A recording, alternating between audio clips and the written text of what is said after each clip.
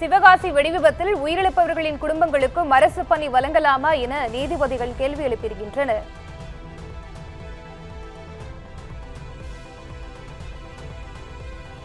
தொடர்ந்து கரூர் துயர சம்பவத்தில் உயிரிழந்த குடும்பங்களுக்கு அரசு பணி வழங்கியது தொடர்பாக பல்வேறு அரசியல் கட்சி தலைவர்கள் தங்களது விமர்சனங்களை முன்வைத்து வந்தனர். தற்பொழுது இந்த வழக்கில் அரசு பணி வழங்கியது ரத்து என உயர்நீதிமன்ற மதுரை அமர்வு தற்பொழுது உத்தரவை பிறப்பித்திருக்கிறது. இதுகுறித்த முழு விவரங்களுடன் இணைந்திருக்கிறார் எமது செய்தியாளர் சுப்பிரமணியன். வணக்கம். கரூர் துயர சம்பவத்தில் உயிரிழந்த குடும்பங்களுக்கு அரசு பணியானது தற்பொழுது ரத்து செய்யப்பட்டிருக்கு. முழு விவரங்களை பதிவு செய்யலாம். கரூர் வேலுச்சாமிபுரத்தில் ஏற்பட்ட கூட்ட நெரிசலில் 41 பேர் பலியானார்கள். இதில் உயிரிழந்தவர்களுடைய குடும்பத்தினர் ஒருவருக்கு அரசு வேலை வழங்கப்படும் என்று தமிழக அரசு அறிவித்திருந்தது. அதன் அடிப்படையில்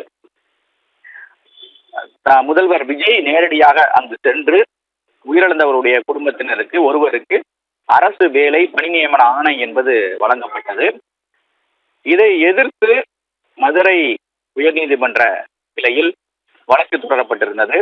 அரசு வேலை வழங்கியதற்கு எதிரான வழக்கில் தற்போது மதுரை உயர்நீதிமன்றம் கிளை உத்தரவு பிறப்பித்திருக்கிறது. அதில் அரசு பணி வழங்கியதை ரத்து செய்து நீதிமன்றம் உத்தரவு பிறப்பித்திருக்கிறது. கரூர் கூட்ட நெரிசலில் உயிரிழந்தவர்களின் குடும்பத்தினருக்கு அரசு பணி வழங்கிய அரசாணையை ரத்து செய்து நீதிமன்றம் உத்தரவு பிறப்பித்திருக்கிறது. அது மட்டுமல்லாமல் கூட்ட நெரிசலில் உயிரிழந்தவர்களின் குடும்பத்திற்கு சாதாரண பணி வழங்கியுள்ளதாக அரசு கூறுவதை ஏற்க முடியாது என்று நீதிமன்றம் தெரிவித்திருக்கிறது. பாதிக்கப்பட்டவர்களின் குடும்பத்தை சேர்ந்தவர்களுக்கு திறன் பயிற்சி வழங்கி தமிழக அரசு உதவலாம் என்றும் உயர்நீதிமன்ற மதுரை அமர்வு தெரிவித்திருக்கிறது. வெடி விபத்தில் பலியானாலும் அரசு பணி வழங்கலாமா என்ற கேள்வியும் நீதிமன்றம் எழுப்பியிருக்கிறது.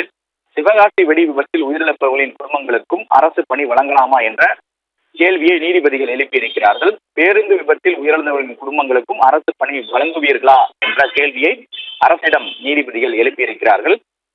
மேலும் டிஎன்பிஎஸ்சி மூலம் அரசு பணிக்கு எண்ணற்றவர்கள் காத்திருப்பதாகவும் நீதிபதிகள் தெரிவித்திருக்கிறார்கள். கருணை அடிப்படையில் வேலை பெற பலர் காத்திருக்கக்கூடிய நிலையில் கரூரில் உயிரிழந்தவர்களின் குடும்பத்தினருக்கு முன்னுரிமை ஏன் வழங்கப்பட்டது என்ற கேள்வியும் நீதிபதிகள் எழுப்பியிருக்கிறார்கள். விவரங்களுக்கு நன்றி சுப்பிரமணியன்.